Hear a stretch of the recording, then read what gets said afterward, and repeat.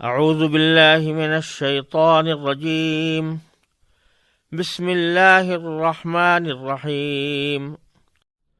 واللاتی یأتین الفاحشة من نسائکم فاستشہدوا علیہن اربعة منکم فإن شهدوا فأمسكوهن في البيوت حتى يتوفاهن الموت أو يجعل الله لهن سبيلا واللذان يأتيانها منكم فآذوهما فإن تابا وأصلحا فأعرضوا عنهما إن الله كان توابا رحيما إنما التوبة على الله للذين يعملون السوء بجهالة ثم يتوبون من قريب فأولئك يتوب الله عليهم وَكَانَ اللَّهُ عَلِيمًا حَكِيمًا وَلَيْسَتِ التَّوْبَةُ لِلَّذِينَ يَعْمَلُونَ السَّيِّئَاتِ حَتَّى إِذَا حَضَرَ أَحَدَهُمُ الْمَوْتُ قَالَ إِنِّي تُبْتُ الْآنَ وَلَا الَّذِينَ يَمُوتُونَ وَهُمْ كُفَّارٌ أُولَئِكَ أَعْتَدْنَا لَهُمْ عَذَابًا أَلِيمًا۔ ان آیات کریمہ کا ترجمہ یہ ہے: تمہاری عورتوں میں سے جو بدکاری کا ارتکاب کریں ان پر اپنے میں سے 4 گواہ بنا لو، چنانچہ اگر وہ ان کی بدکاری کی گواہی دیں تو ان عورتوں کو گھروں میں روک کر رکھو یہاں تک کہ انہیں موت اٹھا کر لے جائے یا اللہ ان کے لیے کوئی اور راستہ پیدا کر دے۔ اور تم میں سے جو 2 مرد بدکاری کا ارتکاب کریں ان کو اذیت دو، پھر اگر وہ توبہ کر کے اپنی اصلاح کر لیں تو ان سے درگزر کرو، بے شک اللہ بہت توبہ قبول کرنے والا بڑا مہربان ہے۔ اللہ نے توبہ قبول کرنے کی جو ذمہ داری لی ہے وہ ان لوگوں کے لیے ہے جو نادانی سے کوئی برائی کر ڈالتے ہیں پھر جلدی ہی توبہ کر لیتے ہیں، چنانچہ اللہ ان کی توبہ قبول کر لیتا ہے، اور اللہ ہر بات کو خوب جاننے والا بھی ہے، حکمت والا بھی۔ توبہ کی قبولیت ان کے لیے نہیں ہے جو برے کام کیے جاتے ہیں یہاں تک کہ جب ان میں سے کسی پر موت کا وقت آ کھڑا ہوتا ہے تو وہ کہتا ہے کہ میں نے اب توبہ کر لی ہے، اور نہ ان کے لیے ہے جو کفر کی حالت میں ہی مر جاتے ہیں۔ ایسے لوگوں کے لیے تو ہم نے دکھ دینے والا عذاب تیار کر رکھا ہے۔ سورہ نساء کے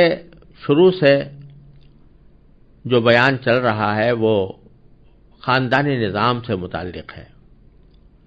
اور اس سلسلے میں زمانے جاہلیت میں جو کوتاہیاں اور بدعنوانیاں رواج پا چکی تھیں ان کی اصلاح مقصود تھی، اور اس کے بارے میں صحیح طرز عمل کی ہدایت کرنا مقصود تھا۔ تو اب تک کی آیات میں جو بنیادی مقصد تھا وہ یتیموں کے بارے میں جو غلط طرز عمل زمانے جاہلیت میں پایا جاتا تھا اور یتیموں کے حقوق کی جو خلاف ورزی کی جاتی تھی اس کے بارے میں بیان تفصیل کے ساتھ پیچھے کیا گیا۔ اسی طرح میراث کی تقسیم کے بارے میں جو ظلم اور ناانصافیاں کی جاتی تھیں ان کی تفصیل اللہ تبارک و تعالی نے بیان کر کے صحیح راستہ اور صحیح احکام بیان فرمائے۔ اب یہاں سے کچھ تقریباً 2 رکوع کی مقدار تک اللہ تبارک و تعالی نے معاشرے میں پھیلی ہوئی بے حیائی سے متعلق کچھ احکام دیے ہیں، اور بے حیائی کے اسباب کو بھی ختم کرنے کی کوشش فرمائی ہے، اور ساتھ ساتھ بے حیائی کے جرائم کے ارتکاب پر کیا سزائیں دینی چاہیے ان کا بھی بیان ہوا ہے۔ لیکن یہ سمجھ لینا چاہیے کہ یہ بالکل ابتدائی دور کی بات ہے۔ شروع میں جب نبی کریم صلی اللہ علیہ وسلم مدینہ منورہ تشریف لائے تو اس وقت آپ نے بنیادی طور پر جن باتوں کی طرف توجہ دی ان میں خاندانی نظام کی اصلاح کا بھی ایک بہت بڑا حصہ تھا، لیکن اس میں کچھ احکام عبوری انداز کے دیے گئے، یعنی فوری طور سے کوئی حکم نافذ کرنے کے بجائے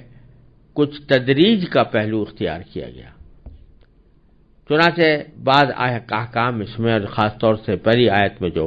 حکم بیان کیا گیا ہے اس میں یہی صورت اختیار کی گئی ہے کہ عبوری اور ایسا حکم دیا گیا ہے جس کے بارے میں بتا دیا گیا کہ یہ ہمیشہ کے لیے نہیں ہے، بلکہ اس کے بعد کسی اور حکم کا انتظار کرنا چاہیے۔ چنانچہ سب سے پہلے تو خواتین اگر کسی بدکاری کی مرتکب ہوں تو ان کو کیا کرنا چاہیے، ان کے بارے میں کیا کرنا چاہیے، یہ بتایا ہے کہ واللاتی یاتین الفاحشۃ من نسائکم، تمہاری عورتوں میں سے، یعنی کوئی بھی عورت ہو جو تمہارے معاشرے میں رہتی ہو، اگر ان میں سے کوئی بدکاری کا ارتکاب کرے۔ فاحشہ کا لفظی معنی ہوتا ہے بے حیائی، اور بے حیائی کی جو بدترین صورت ہوتی ہے زناکاری، اس کے لیے یہ لفظ بکثرت استعمال ہوتا ہے، اور یہاں پر وہی مراد ہے کہ اگر تمہاری عورتوں میں سے کوئی بدکاری کا ارتکاب کرے، اور بدکاری کا ارتکاب کرنے کے نتیجے میں وہ ایک بہت بڑے گناہ کی مرتکب ہوئی ہو، تو اس پر کیا کرو کہ فاستشہدوا علیہن اربعۃ منکم، ان پر اپنے میں سے 4 گواہ بنا لو۔ یعنی اگر کسی بے حیائی کا ارتکاب نظر آ رہا ہے تو محض اتنا کافی نہیں ہے کہ آدمی خاموشی سے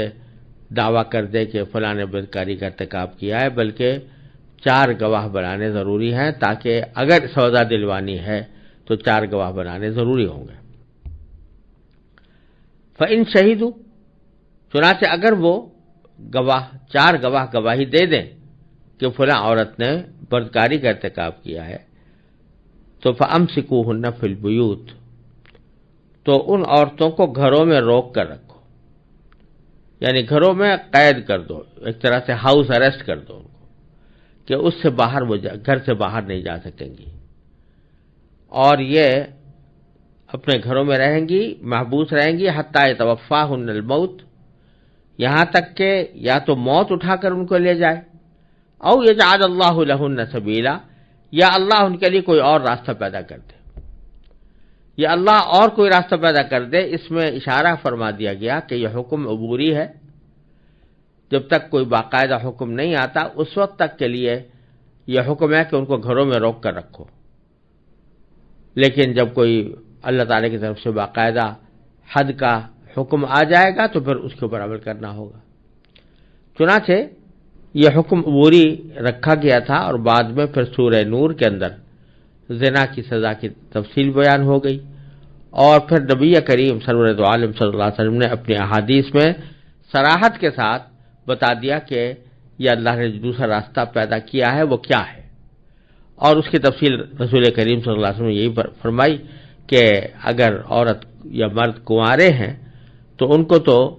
100 کوڑے لگائے جائیں گے اگر 4 گواہیوں سے ان کی بدکاری ثابت ہو جائے، اور اگر وہ شادی شدہ ہیں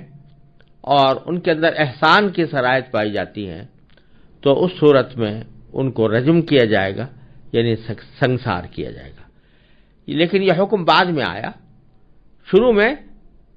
اللہ تبارک و تعالی نے سورہ نساء کے اندر اتنا ہی حکم دیا تھا کہ اگر کوئی بدکاری کا ارتکاب کرے، تو کوئی عورت بدکاری کا ارتکاب کرے تو اس کو اپنے گھروں میں قید کر دو،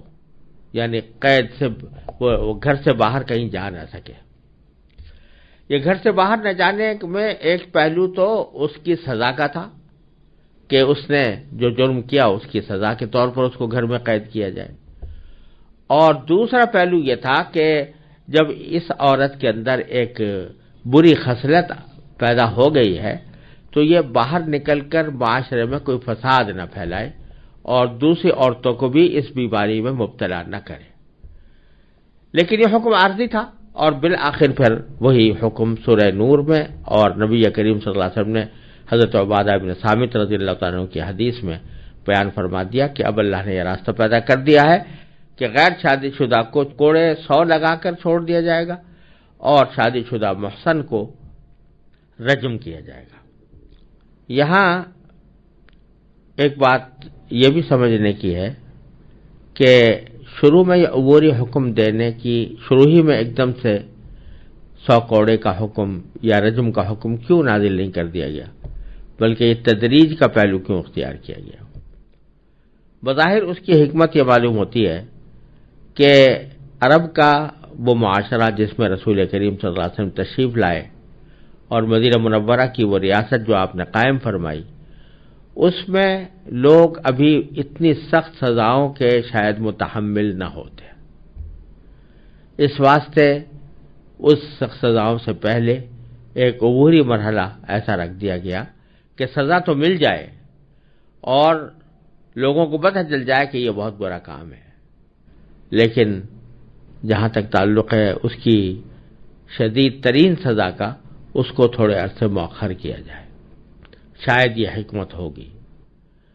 کیونکہ عرب معاشرہ ایسا تھا کہ جس میں چند برائیاں بالکل برسر عام ہوتی تھیں اور ان کو بعض اوقات مایہ فخر بھی سمجھا جاتا تھا۔ مثلا لڑائی جھگڑے، قتل و غارت گری، یہ تو ان کا روزمرہ کا معمول تھا ہی اور اس پر فخر بھی کرتے تھے۔ اسی طرح یہ بدکاری کا گناہ بھی ایسا تھا کہ اس کے اوپر بھی بعض اوقات فخر کرتے۔ شاعر لوگ اپنے قصیدوں میں فخریہ بیان کرتے تھے کہ ہم نے معاذ اللہ زنا کا ارتکاب کیا۔ تو اس وجہ سے اس کی چونکہ برائی بہت پھیلی ہوئی تھی اور برائی کا چلن بہت زیادہ تھا اور اس کی کراہت اتنی زیادہ دلوں میں نہیں تھی، اس واسطے اگر فوراً حکم آ جاتا کہ سنسار کر دیا جائے یا 100 کوڑے لگائے جائیں تو شاید اس کو قبول کرنے اور اس کو ہضم کرنے میں دشواری ہوتی۔ تو اس واسطے اللہ تبارک و تعالی نے پہلے قدم پر یہ حکم دیا کہ ان کو گھروں میں قید کر لو یہاں تک کہ ان کو موت آ جائے۔